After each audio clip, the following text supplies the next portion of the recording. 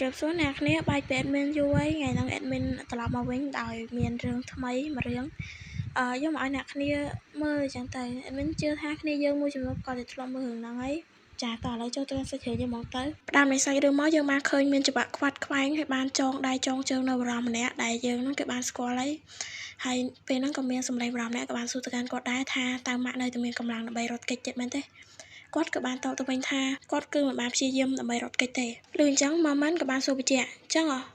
គាត់បាននិយាយថាគាត់នឹងផ្ដល់រង្វាន់ទៅឲ្យម៉ាតារ៉ុនដែលសារម៉ាតារ៉ុនហ្នឹងគឺចេះស្ដាប់ប្រកបមុនពេលគាត់ខំកម៉ាតារ៉ុនហើយក៏បាននិយាយថារង្វាន់នោះគឺជាម៉ាតារ៉ុនហ្នឹងហើយម៉ូមែនបាននិយាយតទៀតដោយមើលទៅកាន់មុខម៉ាតារ៉ុនហើយក៏បាននិយាយថាអាឡូសេវ៉ាព្រះអង្គម្ចាស់ម៉ាតារ៉ុនពិតជាដឹងពីរបៀបដាក់បណ្ដាសាមនុស្សពិតមែនទោះបីម៉ាតារ៉ុនមិនមែនជាម្ដាយរបស់គាត់ក៏ដោយឥឡូវយើងបានដឹងហើយថាម៉ាតារ៉ុនគឺមិនមែនជាម្ដាយរបស់ម៉ូមែនទេនៅពេលដែលម៉ូមែននិយាយថាបិសាចវាមិនមែនជាទឹកគៀវខាំរបស់ម៉ាតារ៉ុនទេដែលនៅក្នុងខ្លួនរបស់គាត់តែពេលហ្នឹងយើងមើលទៅកាន់អាការៈរបស់ម៉ាតារ៉ុនគាត់មើលទៅដូចជាតាក់ស្រុតខ្លាំងបើយើងកន្លែងមើលទៅកាន់ដៃរបស់ម៉ាមុនយើងបានឃើញថាដៃគាត់គឺនឹងកើតិចដងទៅរកកន្លែងពិសេសរបស់ម៉ាតារ៉ុនហើយគាត់បាននិយាយថាម៉ាតារ៉ុនហ្នឹងធ្លាប់ប្រាប់គាត់ថាបិសាចដែលថោកទាបហ្នឹងនឹងសម្គាល់អរិយស្រីតាមវិធីហ្នឹងហើយយើងក៏បានឃើញថាទឹកអីហៀមកនេះម៉ាមែនគាត់ក៏បាននិយាយតទៅថាប្រកាសថាម៉ាតារ៉ុនប្រកាសជាមិនបានដឹងអំពីវាទេដោយសារម៉ាតារ៉ុនគ្រាន់តែបង្រៀនគាត់អំពីវិធីសាស្ត្រចាស់កម្រិលនៃការបង្កើតស្នេហារបស់ពួកទេវតាតែប៉ុណ្ណោះកន្លែងនេះ admin បាច់ប្រាប់ឲ្យគ្នាយើងដឹងដែរថាមាននឹងអីកើតឡើងម៉ូមែនបន្ទាប់ពីគាត់បានឃើញអញ្ចឹងគាត់បាននិយាយថាវាហាក់ដូចជាម៉ាតារ៉ុនគឺបានសម្របខ្លួនទៅនឹងវិធីសាស្ត្រនៃការរួមរយៈរបស់អរិយម៉ាតារ៉ុនក៏ចង់ប្រកាយថាគាត់ហ្នឹងគឺអត់បានបរៀនម៉ាមុនជាមួយនឹងការរួមរយៈឬក៏ការបង្កើតស្នេហារបស់ទេវតាទេប៉ុន្តែគាត់និយាយមិនតាន់ចប់ផងម៉ូមែនក៏បានកាត់គាត់ដោយទាញគាត់នឹងយកមកចិត្តហើយបាននិយាយថាកុំឲ្យគាត់នឹងបារម្ភអីគេនឹងជួយរំលឹកការចងចាំរបស់គាត់យឺតឥឡូវនេះសាច់រឿងក៏បានលេងថយក្រោយហើយយើងក៏បានឃើញដែរថាម៉ាតារ៉ុនគាត់ខូចមែនតើគាត់ក៏បានលេងជាមួយប្រុសជាច្រើនអ្នកអញ្ចឹងទៅប៉ុន្តែពេលនោះយើងក៏បានលើសម្លេងម្ដងម្នាក់នៅខាងក្រៅបានស្រែកហៅឈ្មោះម៉ាតារ៉ុនហើយអ្នកដែលនៅជាមួយម៉ាតារ៉ុនក៏បានសួរទៅកាន់គាត់ថាវាដូចជាមានសម្លេងនៅខាងក្រៅហើយសម្លេងក៏បានស្រែកមកទៀតហើយថាឲ្យគាត់នឹងចូលទៅខាងក្នុងទៅនៅពេលហ្នឹងក៏មានបរិមម្នាក់ទៀតក៏បាននិយាយថាបរិមនៅខាងក្រៅហ្នឹងគឺមានចរិតរឹងរូសឆៅឆាវនៅចំពោះមុខម៉ាតារ៉ុនតែគេហ្នឹងគឺជាភ្ញៀវរបស់ម៉ាតារ៉ុនមែនហើយយើងក៏បានឃើញបរិមថ្មីមួយទៀតហើយក៏បានធ្វើការបញ្ចុកឈើរីទៅកាន់ម៉ាតារ៉ុនដោយមាត់របស់គាត់ហើយពេលហ្នឹងក៏មានសលេងសែកមកទៀតថាគេហ្នឹងគឺជាអ្នកដែលគ្រប់ស្រឡាញ់ម៉ាតារ៉ុនហើយពេលនោះក៏មានបរិមអ្នករត់ចូលមកគាត់ចង់និយាយសុំទោសទៅកាន់ម៉ាតារ៉ុនដែលគាត់ហ្នឹងគឺបង្កជាសម្លេងរំខានប៉ុន្តែម៉ាតារ៉ុនបាននិយាយថាវាមិនមែនជារឿងធំដុំទេហើយក៏បានឃើញមនុស្សពីរនាក់ទៀតបានអូក្មេងប្រុសដែលបានស្រែកហ្នឹងចូលមកហើយក្មេងប្រុសអ្នកហ្នឹងបន្ទាប់ពីបានឃើញម៉ាតារ៉ុនភ្លាមគឺថាមុខរបស់គាត់គឺហិចដូចគ្រាប់ជីតែម្ដងក៏បានហៅទៅកាន់ម៉ាតារ៉ុនហើយយើងក៏បានឃើញផងដែរថាម៉ាតារ៉ុនបានចេះរៀងសង្ហាមកកាន់ admin ហើយនិងអ្នកមើលដែលបាននិយាយថាឲ្យពួកគេនឹងដោះលែងក្មេងប្រុសម្នាក់ហ្នឹងទៅគ្រាន់តែត្រូវបានគេដោះលែងភ្លាមក្មេងប្រុសម្នាក់ហ្នឹងក៏បានស្ទុះយ៉ាងរហ័សទៅចំពោះមុខម៉ាតារ៉ុនហើយក៏បាននិយាយថាម៉ាតារ៉ុនគឺមិនដែលក៏ហៅគាត់ម្ដងទៀតទេបន្ទាប់ពីពិធីបុណ្យនីតិខែរដូវហើយគាត់ក៏បានសួរទៅកាន់ម៉ាតារ៉ុនទៀតថាតើគាត់សម្ដែងមិនបានល្អនៅពិធីបុណ្យយប់នោះមែនហើយយើងក៏បានឃើញថាម៉ាតារ៉ុនគឺបានផ្ដល់សញ្ញាឲ្យ3អ្នកនោះចាក់ចេញពីទីហ្នឹងទៅម៉ាតារ៉ុនក៏បានយកដៃលើកមុខម្នាក់ហ្នឹងឡើងដោយបាននិយាយថាតើគេអាចនិយាយបែបហ្នឹងដោយរបៀបណាគេគឺពិតជាធ្វើបានល្អខ្លាំងមែនទែនប្រហែលអ្នកហ្នឹងក៏បានលូកដៃទៅចាប់ដៃម៉ាតារ៉ុនវិញដែលបាននិយាយថាគេហ្នឹងគឺចង់បំរើម៉ាតារ៉ុនជារៀងរហូត admin ចង់និយាយថាធ្វើចឹងអត់ការទេប្រយ័ត្នម៉ូមែនខំក្បាលដាច់ម៉ាតារ៉ុនក៏បានបញ្ចេញ style បោកក្មេងរបស់គាត់ចេញមកបាននិយាយថាថ្មីគឺគាត់មានការរវល់ណាស់បើសិនជាគាត់ទៅនេះគាត់នឹងទៅលេងក្មេងប្រុសម្នាក់ហ្នឹងគេគ្រាន់ឮចឹងក៏ហ៊ានទម្លាក់ទឹកមុខចុះដែរដែលបាននិយាយថាប្រកាសថាគេមិនខ្វល់ទេហើយគេគឺនឹងមិនមករំខានម៉ាតារ៉ុនទេម៉ាតារ៉ុនក៏បានងើបឈរឡើងហើយបាននិយាយថាក្មេងលោហើយក៏បានដើរចេញទៅដោយមើលទៅកាន់មុខក្មេងម្នាក់ហ្នឹងគឺដូចជាមិនអស់ចិត្តសោះពេលហ្នឹងគេក៏បានសួរទៅកាន់ម៉ាតារ៉ុនដែរថាតើម៉ាតារ៉ុនហ្នឹងក៏បានចាំឈ្មោះរបស់គេអត់ហើយម៉ាតារ៉ុនគឺនិយាយទាំងក្បែរខ្នងថាចាំតើវាសតីប៉ុន្តែគេក៏បានស្រែកហៅទៅកាន់ម៉ាតារ៉ុនម្ដងទៀតបាននិយាយថាឈ្មោះរបស់គេគឺអេលីចាយ៉ាងណាក៏ដោយម៉ាតារ៉ុនក៏បានខ្វល់ទេគាត់នៅតែបន្តដើរចាក់ចេញទៅហើយបរិមម្នាក់ហ្នឹងក៏ស្រែកពីក្រោយម៉ាតារ៉ុនទៅថាគាត់នឹងនៅរងចាំម៉ាតារ៉ុនហើយឥឡូវនេះយើងបានឃើញថារឿងនេះក៏បានកាត់ប្លង់ទៅដល់កន្លែងផ្សេងតែបានឃើញម៉ាតារ៉ុនគាត់បានដើរចូលទៅក្នុងបន្ទប់មួយឥឡូវនេះយើងបានដឹងហើយថាគាត់គឺបានមកជួបនៅទេវតាម្អង្គទៀតដែលមានឈ្មោះថា Gabriel យើងបានឃើញថាសម្រាប់របស់គាត់គឺស្អាតមែនទែន but he's not my type ហើយកូន admin ក៏បានឡើងទៅលើក្រែរបស់ Gabriel ហើយក៏បាននិយាយថាគាត់សង្ឃឹមថា Gabriel មិនបានភ្លេចនៅការភ្នាល់របស់ពួកគេនៅបុណ្យនីតិខែរដូវនោះទេគាត់បាននិយាយថាក្មេងប្រុសដែលមកពីពិធីបុណ្យនីតិខែរដូវហ្នឹងឥឡូវនេះកំពុងតែឆ្លងវែងជាមួយនឹងការចង់បានក្តីស្រឡាញ់របស់គាត់ Gabriel បានប្រើជើងរបស់គាត់អង្អែលខ្លួនប្រាណរបស់ Mataron ពីលើមកដល់ក្រោមដោយនិយាយម្ដាថាមិនថាគាត់ប្រើមាត់ដើម្បីរួមរយៈជាមួយ Mataron ប្រមាណដងទេក៏ ក៏គាត់នឹងនៅតែមិនអាចបំពេញនៅបំណងប្រាថ្នារបស់ម៉ាតារ៉ុនបានឡើយចុះបានចេះលើកនេះពួកគេភ្នាល់អីដែលធំជាងនឹងទៅឥឡូវនេះយើងបានឃើញថាជើងរបស់ Gabriel គឺបានទៅដល់កន្លែងពិសេសរបស់ Mataron បាត់ហើយ Gabriel បាននិយាយថានៅពេលដែលគេធ្លាក់ក្នុងរោងស្នេហ៍របស់ Mataron ហ្នឹងគឺ Mataron គឺអាចគ្រប់គ្រងទៅកាន់ខ្លួនបានហើយ Mataron អាចធ្វើអីទៅកាន់រាងកាយរបស់ Gabriel ក៏បានដែរ Mataron ក៏បាននិយាយថាគាត់ចូលចិត្តការភ្នាល់ហ្នឹងហើយក៏បានសួរថាតើគេម្នាក់នោះជានរណាគេ Seraphim នៃឋាននរកជ្រាបសួរសួស្តីអ្នកគ្នាជាដំបូងគឺអត់មានសូមអធិស្ឋានទៅកាន់គ្នាយើងដោយចាំភាគ2យូរមែនតើហើយក៏សូមអធិស្ឋានដែរបើសិនជាវីដេអូហ្នឹង admin ផ្កាច់ឬក៏និយាយអត់សូវច្បាស់និយាយអត់សូវលឺសារឥឡូវយប់ទៀតហើយអញ្ចឹងadmin ធ្វើវីដេអូកាត់ទៅពេលយប់ហើយពេលថ្ងៃក្តៅខ្លាំងណាស់អ្នកគ្នា admin គួយលងបន្ទប់ហ្នឹងចាស់ឡើងដូចចូលក្នុងឡដូចនំប៉ាវចំហុយហើយឥឡូវ admin សុំលឹក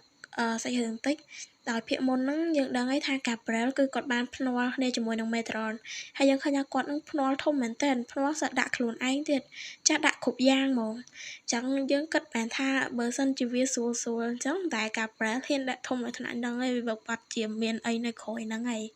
ចឹងបើសិនជាយើងចង់ដឹងចាតោះចូលទៅភាគថ្មីហ្មងទៅបើក្បាលភាគ1មកភ្លាមយើងក៏បានឃើញឋាននរកភ្លាមហ្មងចាគ្នាយើងមើលសរីស្រង់កន្លែងទុកឲ្យហើយទៅយើងសាងបាបច្រើនខ្លាំងណាស់ដោយសាររងថ្ងៃហ្នឹងយើងមើល BL យើងក៏បានឮសំឡេងក្មេងប្រុសម្នាក់ក៏បានស្រែកហើយយើងឃើញថាមានអរិយក្មេងៗចំនួន3នាក់ហ្នឹងគឺបានព្រួតគ្នាធ្វើបាបទៅកាន់អរិយម្នាក់ប៉ុន្តែយើងមើលទៅកាន់គាត់ទៅដូចជាមិនមែនជាអរិយទេប៉ុន្តែគាត់បែរជានៅឋាននរកទៅវិញហើយយើងមើលទៅកាន់គាត់ពិតជាភ័យញ័រមែនតើហើយបើយើងមើលទៅកាន់ក្នុងអាវគាត់យើងឃើញថាដូចជាមានអ្វីហើយគាត់ក៏ព្យាយាមការពារវាផងដែរឥឡូវនេះអរិយក្មេងៗទាំង3នឹងកំពុងតែធ្វើការទាត់ធាក់ទៅកាន់ក្មេងប្រុសម្នាក់ហ្នឹងដែលបាននិយាយទៅកាន់គេថាឲ្យគេនឹងគឺទៅស្លាប់ទៅគេគឺជាសត្វបក្សីដ៏គួរខ្ពើមហើយក៏បានឲ្យគេនឹងឆាប់ចេញពីឋាននរកហ្នឹងទៅហើយពួកគេក៏បានធ្វើនៅសកម្មភាពផ្សេងៗដូចជាចាប់បោករោមនិងជន់នៅស្លាបរបស់ក្មេងម្នាក់ជាដើមបន្ទាប់ពីបានធ្វើបាបក្មេងនឹងឆ្អែតឆ្អន់ហើយពួកគេក៏បបួលគ្នាត្រឡប់ទៅវិញដោយនិយាយថាពួកគេនឹងត្រឡប់មកវិញម្ដងទៀតហើយពួកគេក៏បាននិយាយដែរថាភ្នំភ្លើងគឺចិត្តផ្ទុះហើយឆ្ងល់ថាតើក្មេងម្នាក់ហ្នឹងនឹងត្រូវភ្លើងដុតអត់ហើយពេលហ្នឹងក្មេងម្នាក់ហ្នឹងក៏បាននិយាយផងដែរថាវាឈឺណាស់ម៉ាក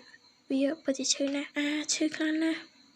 ម៉ាក់ហើយយើងក៏បានឃើញថាមានស្លាបយ៉ាងធំរបស់ទេវតាមួយអង្គគឺបានចុះមកហើយម្នាក់នោះគឺជាមេតារ៉ូនដែលគាត់បាននិយាយថាក្មេងប្រុសកំសត់ហើយយើងឃើញថានៅពេលដែលគាត់ចុះមកគឺថាពលឺជះពេញឋាននរកជះឡើងចាំងពេញមុខម៉ាមុនយហ្មងហើយវាក៏ជាហេតុដែលធ្វើឲ្យម៉ាមុនដឹងខ្លួនផងដែរហោះកុំតកម្រើកអីវាអាចនឹងធ្វើឲ្យឯងឈឺបានឈ្មោះរបស់ឯងគ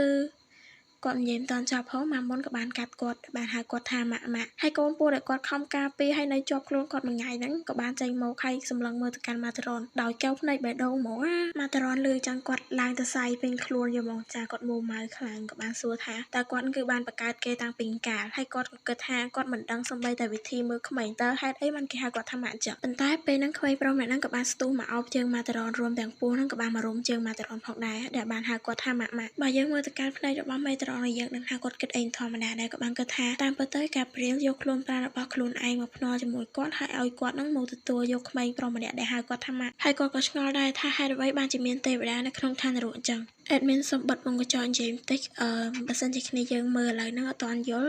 ់បើអត់ទាន់ឆ្ងល់ទេអ្នកគ្នាផ្សេងរឿងនឹងប្រាប់យើងម្ដងបន្តិចនៅពេលដែលយើងមើលកាន់តែជ្រៅទ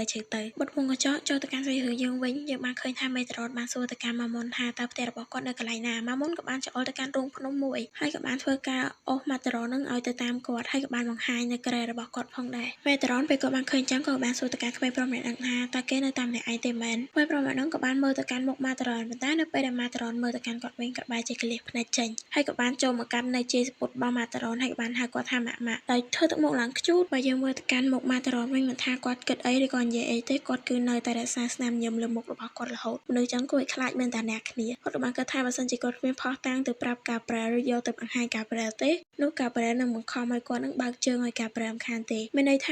ាបើសិនជាគាត់អាចយកម៉ាមុនឡើងទៅឋានសួគ៌ដើម្បីបញ្ជាក់ប្រាប់ទៅកាន់ Gabriel បាននោះ Gabriel គឺមិនយល់ព្រមជាមួយគាត់ទេហើយ admin កំពុងតែអត់យល់ថាមិន Gabriel ចង់អាប់ឡើងថប់ក៏មិននេះម៉ាតារ៉ុនក៏បានគិតសុំទោសទៅកាន់បិតារបស់គាត់ចំពោះអំពើបាបដែលគាត់បានធ្វើគាត់បាននិយាយថាដើមហេតុគ្រប់យ៉ាងគឺមកពី Gabriel ជាតែមានឯងក៏ពិតទៅចង់បានខ្លួនគេធ្វើតាមគេខ្លួនឯងសោះបន្ទោសគេគាត់បានស្ទុះចូលទៅចិត្តម៉ាមុនហើយបានប្រាប់គេថាឯងអាចហៅឈ្មោះរបស់ខ្ញុំថា Gabriel យើងតទៅភាគមុនភ្លាមដោយមេតារ៉ុនក៏បានប្រាប់ឲ្យម៉ាមុននឹងហៅគាត់ថា Gabriel ហើយម៉ាមុនគាត់បានបញ្ចេញសលេងរៀងឆ្ងល់ក៏ហៅ មេតារ៉នថាម៉ាក់ទៀតហើយមេតារ៉នក៏បានបញ្ជាក់ម្ដងទៀតថាឲ្យហៅគាត់នឹងថាកាប្រែលគាត់ក៏បានគិតថាម៉ាមុនគឺជាមនុស្សល្ងងម្នាក់គេមិនអាចអភិវឌ្ឍការគិតឲ្យខ្លួនឯងបានទេហើយម៉ាមុនក៏អាចហៅឈ្មោះកាប្រែលចេញបានដែរចាតែហៅឈ្មោះគេចេញណាប៉ុន្តែធ្វើមុខឡើងខ្ជួតម៉ាតារ៉នគាត់ក៏បានងើបឈរឡើងហើយក៏បានកលេចមើលទៅកាន់ក្រែរបស់គេក៏បានសួរថាតើគេបានស្លាប់ទាំងនេះមកពីណាកន្លែងនេះមានអារម្មណ៍ថាខ្លាំងបន្តិចអាណិតបន្តិចមិនទេចង់ហៅថាម៉ាក់កាប្រែលតែហៅអត់ចេញពេលហ្នឹងមេតារ៉នក៏បានសួរថាតើគេនឹងកំពុងតែស្រក់ទឹកភ្នែកមែនគេក៏បញ្ញាប់កវីក្បាលរេដៃអីចឹងទៅមេតារ៉នក៏គិតថាគេមិនដឹងសូម្បីតែវិធីនិយាយបន្ទាប់មកគាត់ក៏បានបែរខ្លួនដើម្បីមេតារ៉នឃើញស្លាប់របស់គាត់ហើយខ្លាញ់អាកូនពស់មួយនោះវាធ្វើកាយវិការតាមមេតារ៉នថាចេះហើយអាកូនពស់ហ្នឹងវាធ្វើកាយវិការតាមអាក្មេងហ្នឹងធ្វើអីដែរភ្លាមនោះកូនពស់ហ្នឹងក៏បានទៅប៉ាដៃមេតារ៉នហើយក៏បានអស់នៅរូបចម្លាក់ថ្មមួយចេញមកមេតារ៉នឃើញអញ្ចឹងគឺធ្វើការបូលីទៅកាន់រូបចម្លាក់ហ្នឹងយកមកថាការធ្វើរូបចម្លាក់ហ្នឹងគឺគ្មានជំនាញគឺចេះធ្វើឲ្យបានហ្មងតែក៏មើលមុខកូនពស់ហើយឡើងខ្ជូតហើយយើងមើលទៅកាន់មុខមេតារ៉នទៅគឺញឹមជាប់រហូតទោះបីដាក់មកភ្លៀងក៏ឈប់ឲ្យញឹមដែរក៏បានគាត់ថាអ្នកដែលបង្កើតគេមកហ្នឹងគឺមិនបានផ្ដល់ចំណេះដឹងនៅក្នុងពិភពលោកនឹងឲ្យទៅកាន់គេទេឬក៏អ្នកបង្កើតគេហ្នឹងមិនមែនជាទេវតាទេមេតារ៉នក៏បានសួរក្នុងចិត្តថាតែក្រៅពីបិតាសួរហ្នឹងតើអ្នកណាអាចមានអំណាចដើម្បីបង្កើតវាបានហើយក៏បានសួរទៅកាន់ម៉ាមុនថាតើគេហ្នឹងគឺជាអ្នកឆ្លាក់រូបហ្នឹងមែនហើយបើម៉ាមុននេះនៅតែហៅឈ្មោះមេតារ៉នអត់ចេញអញ្ចឹងគាត់មិនហៅមេតារ៉នគាត់ហៅកាប្រែលហើយចេញតកាមេតារ៉នក៏នៅតែបន្តកាន់តែស្លាប់នឹងហើយគិតថានៅសល់ចំហាយរបស់ម៉ាមុនហ្នឹងនៅលើរូបចម្លាក់ហ្នឹងគិតថាឆ្អឹងហ្នឹងប្រកាសជារបស់ម៉ាមុនហើយគាត់គិតទៅថាពួកគេហ្នឹងគឺថែមទាំងបង្កើតភួយមួយដើម្បីឲ្យម៉ាមុនលាក់ខ្លួនដែរផងតែដឹងថាពួកគេហ្នឹងក៏សម្ដៅទៅដល់ណាគេទេអត់មានអធិស្ឋានមែនតើគាត់គិតទៅថាម៉ាមុនគួរតែមានសម្រាប់សំខាន់សម្រាប់ពួកគេតែគាត់ក៏មិនអាចនិយាយបានដែរថាតើអ្នកបង្កើតគេហ្នឹងគឺវាថានិយាយសួរស្ដាប់ទៅគឺបង្កើតខុសបច្ចេកទេសប៉ុន្តែបើសិនបើគាត់អាចរកឃើញក្មេងម្នាក់នេះហើយគាត់ក៏គិតបែបឆ្ងល់ក្នុងចិត្តថាទោះបីជាគាត់មិនអាចយកកាប្រែលមកធ្វើជារបស់គាត់បានក៏ដោយយ៉ាងហោចណាស់តើគាត់អាចប្រើក្មេងម្នាក់ហ្នឹងដើម្បីធ្វើពាណិជ្ជកម្មជាមួយរ៉ាភៀលបានអត់យើងបានឃើញថាពេលហ្នឹងម៉ាមុនគាត់បានសម្លឹងទៅកាន់ដៃរបស់មេតារ៉នខណៈពេលនោះដែរមេតារ៉នក៏កំពុងតែគិតក្នុងចិត្តដែរថាមិនថាគាត់ទទួលបានការខាតបង់ណាមួយក៏ដោយពេលហ្នឹងម៉ាមុនក៏បានយកក្បាលរបស់គាត់ដាក់មកលើដៃរបស់មេតារ៉នហើយក៏បាននិយាយថ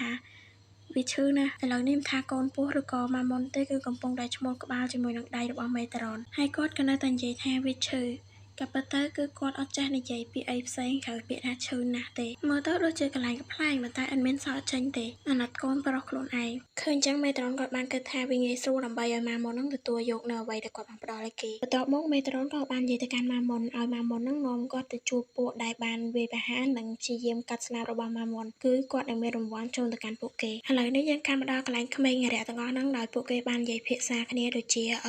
ក្មេងម្នាក់បាននិយាយថាគេស្ដាយខ្លាំងណាស់ដែលបានអីគេស៊ីស្លាប់មន់អាំងអូយអត់មានការខ្លាំងហើយនឹងក្មេងម្នាក់ទៀតបាននិយាយថាចាំមើលនៅពេលភ្លើងរលត់ពួកគេនឹងចូលទៅក្នុងឡានហ្នឹងដើម្បីស្វែងរកថាម៉ាមុនរស់នៅទីណាពួកគេកំពុងតែនិយាយសើចសប្បាយស្រាប់តែមានក្មេងម្នាក់ហ្នឹងបានប្រទះភ្នែកឃើញអ្វីមួយហើយក៏និយាយទាំងភ្ញាក់ផ្អើលទៅថាតើនេះមិនមែនជាហើយពួកគេក៏បានដើរទៅរកហើយក៏បាននិយាយថាពួកគេគួរតែឃុំម៉ាមុននៅក្នុងគុកឲ្យបានយូរទៅយ៉ាងម៉េចដែរឥឡូវយើងបានដឹងហើយថាម្នាក់នេះគឺជាម៉ាមុននឹងឯងគាត់បានកាន់ឆ្អឹងមួយមកប្រឈមមុខជាមួយនឹងក្មេង3នាក់ហ្នឹងទាំងភ័យតែម្ដងហើយក្មេងដែលនៅកណ្ដាលហ្នឹងឃើញអញ្ចឹងក៏បានច្បាច់កម៉ាមុនហើយលើកគាត់ឡើងផុតពីដីហ្មងហើយក៏បាននិយាយថាតើម៉ាមុនកំពុងតែព្យាយាមត្រឡប់មករកគាត់វិញមែនហើយក៏បានច្បាច់កម៉ាមុនកាន់តែខ្លាំងរហូតដល់ពេលនោះម៉ាតារ៉នក៏បានចេញមកហើយក៏បានប្រើនៅអាវុធរបស់គាត់ដោយវាគឺជាដាវមួយដើមនៅពេលនេះយើងឃើញថាម៉ាមុនគឺត្រូវបានគេធ្វើបាបខ្លាំងមែនទែនមានតាំងពីដុតស្លាវាយជន់ដៃជន់ជើងជាដើមហើយក៏មានការនិយាយឡើងសម្រាប់មនុស្សដែលប្រព្រឹត្តអំពើបាបពួកគេនឹងទទួលទោសដោយព្រះបានប្រទានសាច់ឈាមទៅឲ្យពួកគេដោយសារវាជាជីវិតរបស់ពួកគេដែលពួកគេអាចប្រើវាដើម្បីធ្វើជាដង្វាយសម្រាប់អំពើបាបរបស់មនុស្សម្នាក់នៅពេលដែលឈាមរបស់ពួកគេត្រូវបានប្រោះនោះអំពើបាបរបស់ពួកគេនឹងលាតត្រដាងចេញមកទាំងស្រុងពួកយើងគួរតែដឹងគុណចំពោះអំណោយរបស់ព្រះដូច្នេះការសាក់លបងបានចាប់ផ្ដើមហើយយើងក៏បានឃើញថាមានច្បាប់ជាច្រើនបានផុសចេញពីក្នុងខ្លួនរបស់ម៉ាមុនហើយមេត្រុនក៏បានសូត្រនៅអ្វីម្យ៉ាងផងដែរធម្មជាតិពីកំណើតរបស់ពួកគេគឺជាការរងទុក្ខវេទនានិងជាតំណាងនៃទេវតាដែលធ្លាក់ចុះយើងសូមប្រគល់អំណាចស្រដៀងគ្នានេះដល់ឯងដើម្បីផ្ដល់ទាបទោសនិ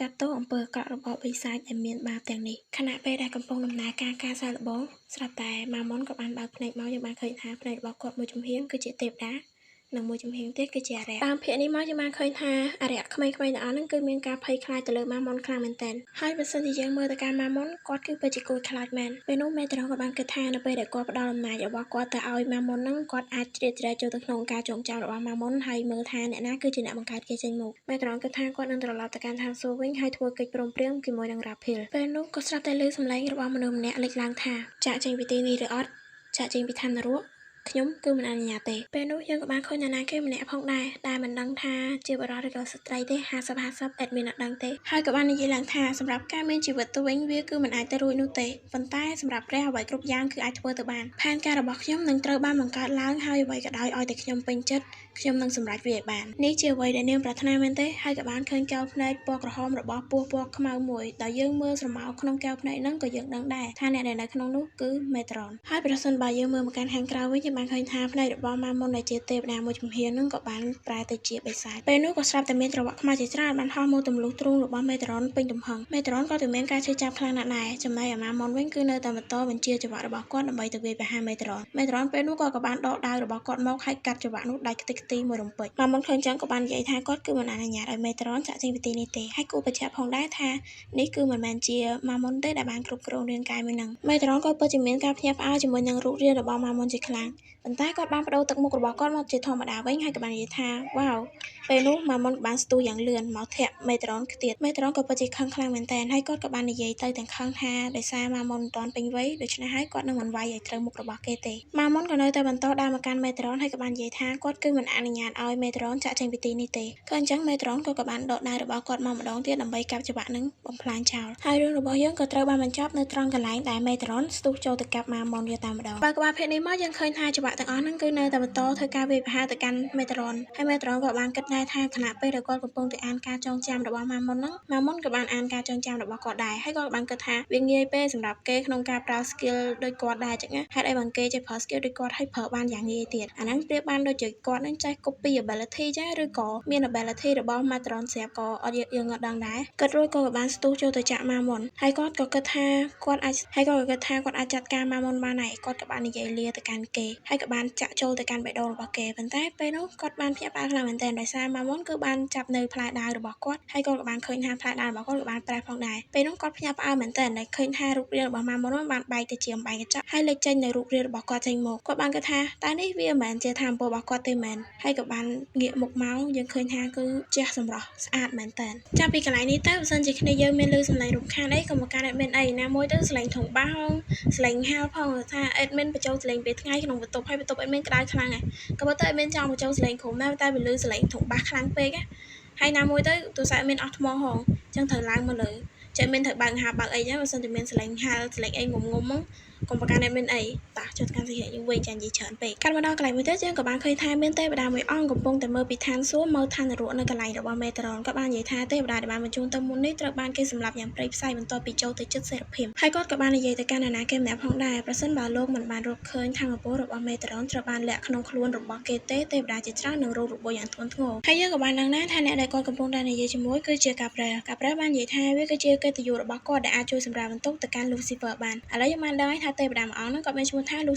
Lucifer បានទៅសារទៅកាន់ Gabriel ថាគឺជាក្មេងឆ្លាតហើយគាត់ក៏បាននិយាយថាគាត់សង្ឃឹមថា Gabriel ហ្នឹងនឹងពេញចិត្តនឹងអំណោយរបស់គាត់ឃើញមកហើយមិនដែរអ្នកគ្នាស្អាតទេស្អាតចាញ់កូនខ្ញុំទេស្អាតចាញ់ម៉ាមុនស្អាតជាងយើងក៏មើលពីរងច្រើនពេកបុគ្គលអត់ល្បីយើងកាត់មកកន្លែងឋាននរកវិញយើងបានឃើញថាមេត្រុនពេលនេះគឺគាត់ប្រៀបបានដូចជាស្លាប់អញ្ចឹងគាត់មានរបួសច្រើនកន្លែងខ្លាំងមែនតើហើយច្បាក់ក៏បានរួមរត់ចងគាត់ផងដែរច្បាក់នេះមើលទៅដូចច្បាក់រោគចិត្តចឹងអ្នកគ្នាយើងបានដឹងថាម៉ាមុនមិនត្រឹមតែមាន skill ដូចមេត្រុនទេគាត់អាចបំលែង skill របស់គាត់ចេញជារូបរាងមេត្រុនហើយមកសម្លាប់មេត្រុនទៀតផងនៅលើខ្លួនរបស់ម៉ាមុនគឺមានការរង្គើនោះគឺជាកូនពស់ឆ្អឹងដែលបានវាចេញមកហើយពេលឃើញមេត្រុនរងរបួសចឹងគាត់គឺពិតជាភ័យមែនតើក៏ព្យាយាមទៅដាល់ម៉ាមុនឲ្យភ្ញាក់ឡើងប៉ុន្តែម៉ាមុនគឺគ្មានកម្រើកអ្វីទាំងអស់កូនពស់ហ្នឹងភ័យខ្លាំងយំផងអីផងបន្ទាប់ពីឃើញដាវរបស់មេត្រុនគាត់ក៏បានទៅរុំដាវនឹងលើកឡើងក៏ព្យាយាមកាត់ផ្ដាច់កខ្លួនឯងប៉ុន្តែគាត់ហាក់បីដូចជារៀងភ័យខ្លាចនៅពេលវាសម្រេចចិត្តហើយវាក៏បានផ្ដាច់ក្បាលវានៅផ្លែដាវនោះកាត់មកកាន់ម៉ាមុនវិញគាត់ដូចជាកំពុងតែសុបិនឃើញមេត្រុនចឹងហើយក្នុងសុបិននោះគាត់គឺនៅតែហៅឈ្មោះមេត្រុនអត់ត្រូវហើយចេញតកា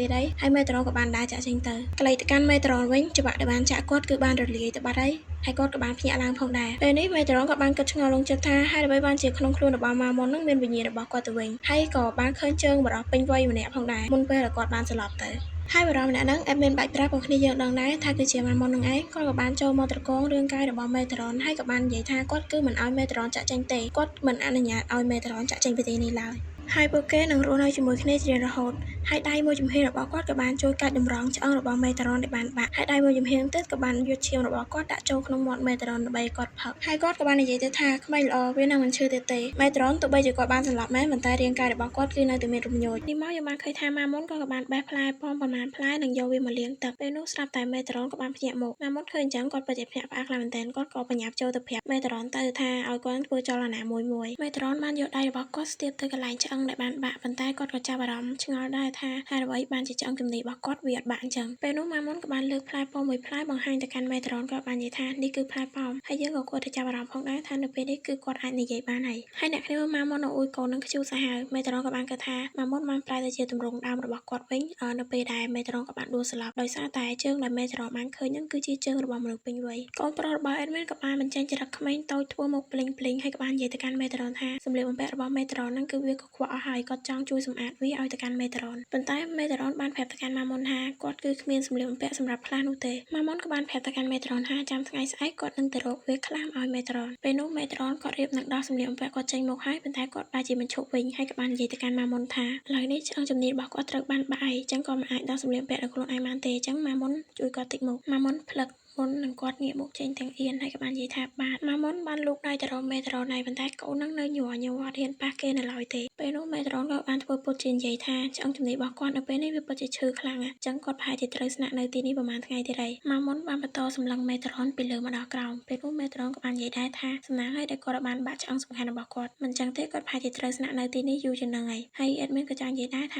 ាឆ្អឹងនឹងអេដមីនអត់និយាយលម្អិតពីវាទេសារវាអត់ពាក់ព័ន្ធមួយសាច់រឿងយើងឡើយម៉ាមុនបន្ទាប់ពីបានមើលខ្លួនប្រាណគេពីលើមកដល់ក្រោមហើយខ្លួនគាត់បែកញើសឡើងជោកហើយក៏បានលេបទឹកមាត់ផងដែរប៉ុន្តែមេតារ៉ុនក៏បានដោះសម្លៀកបំពាក់របស់គាត់ហើយបោះមកលើមេតារ៉ុនឡើងដាច់ឈុតស៊ីអារម្មណ៍អស់លេងបើថាទុកយូរជាងនឹងទីទៀតដឹងតែយើងហើយមែនតែគ្នាយើងមេតារ៉ុនបានប្រាប់ទៅកាន់ម៉ាមុនថាបញ្ញាប់ឡើងយកវាទៅសម្អាតហើយបញ្ញាប់ត្រឡប់មកវិញផងអ្នកសម្អាតសម្លៀកបំពាក់ព្រោះថាគាត់មិនចង់ឲ្យនរណាគេម្នាក់មកឃើញរូបរាងអាក្រាតកាយរបស់គាត់ទេហើយម៉ាមុនក៏បញ្ញាប់រត់ចេញទាំងអៀនមកអត់ហ៊ានមើលគេទេកូននោះបើយើងមើលទៅកាន់ map ហ្នឹងទៅផ្លូវវារៀងឆ្ងាយដែរហើយថែមទាំងដើរកាត់ឋាននរកហើយនឹងឋានសួគ៌ទៀតហើយយើងបានឃើញថាកន្លែងណាម៉ាមុនមកសម្អាតសម្លៀកបំពាក់ឲ្យទៅកាន់មេតារ៉ុនគឺវាពិតជាស្រស់ស្អាតរបស់គេមែនប៉ុន្តែពេលនោះក៏មានទេវតាយាយល្បាត2អង្គបានដើរមកដល់កន្លែងដែលម៉ាមុនកំពុងសម្អាតសម្លៀកបំពាក់ក៏ដូចជានិយាយដើមគេផងដែរនិយាយអំពីរឿងបញ្ហានៅលើឋានសួគ៌ក៏ដូចជានិយាយពីបុគ្គលមួយចំនួនដូចជា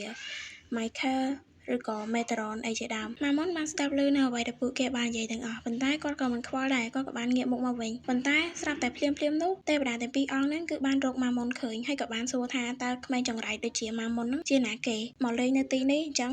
ម៉ាមុនត្រូវទៅជាមួយពួកគេដើម្បីជួបជាមួយនឹង Michael ម៉ាមុនលឺអញ្ចឹងក៏បានស្ងាត់មួយសន្ទុះរាងកាយរបស់គាត់ចាប់ផ្ដើមរីកធំបន្តិចម្ដងហើយគាត់ក៏បាននិយាយថាគាត់គឺមិនអាចទៅជាមួយពួកគេបានទេដោយសារមានមនុស្សម្នាក់កំពុងតែចាំគាត់នៅក្នុងរូងភ្នំដើម្បីឲ្យគាត់យកកៅអៅទៅឲ្យគេវិញកម្មការភាគថ្មីយើងបានឃើញថាម៉ាមុនបានយកសម្លៀកបំពាក់ទៅវិញទាំងសប្បាយចិត្តប៉ុន្តែគាត់ក៏បានជួបជាមួយនឹងអារក្សក្មេងៗប្រមាណអ្នកដែលបានប៊ូលីគាត់ថ្ងៃមុនsomehowពួកគេបានហៅគាត់ថាចវាយឬក៏ boss ឬក៏មេអញ្ចឹងទៅបាននិយាយថាតើគាត់បាត់ទៅណាពួកគេបានឃើញគាត់ទេគាត់ទៅណាមែនហើយក៏មានអ្នកខ្លះព្យាយាមពពោះម៉ាមុនទៅវិធីជប់លៀងផងដែរម៉ាមុនថាគាត់នឹងមិនទៅទេប៉ុន្តែគេក៏បានបញ្ចុះបញ្ចូលគាត់ថាគាត់អាចយកសម្លៀកបំពាក់ហ្នឹងយកទៅសម្ងួតនៅចិត្តភ្លើងបានម៉ាមុនលឺអញ្ចឹងក៏បាននិយាយថាតើគាត់អាចប្រើកម្ដៅរបស់ម៉ាក់ម៉ាសម្ងួតវាបានដែរមែនពួកគេក៏បានបញ្ចុះបញ្ចូលម៉ាមុនម្នាក់ម៉ាត់ទៅថាបើសិនបើគាត់អត់យកទៅសម្ងួតទេវាអាចនឹងបន្សល់ទុកក្លិនមិនល្អធ្វើឲ្យកណាត់ហ្នឹងវាខូចឬក៏ធ្វើឲ្យវាទន់ជាងមុនម៉ាមុនក៏បាននិយាយថាហ្នឹងហើយត្រូវទាំងអស់ហើយគាត់ក៏បានទៅតាមពួកគេទៅនៅពេលបានទៅដល់ម៉ាមុនបានឃើញអ្វីដែលលើសអំពីភ្លើងទៀតចាមកឲ្យហើយនេះគ្រប់ក្បាច់គ្រប់ style អរៈទាំងអស់ហ្នឹងក៏បានប្រាប់ទៅកាន់ម៉ាមុនថាឲ្យគាត់នឹងជ្រើសរើសយកមួយទៅហើយគ្មានអ្នកគេហ៊ានប្រកួតប្រជែងដណ្ដើមគ្នាមួយគាត់ទេ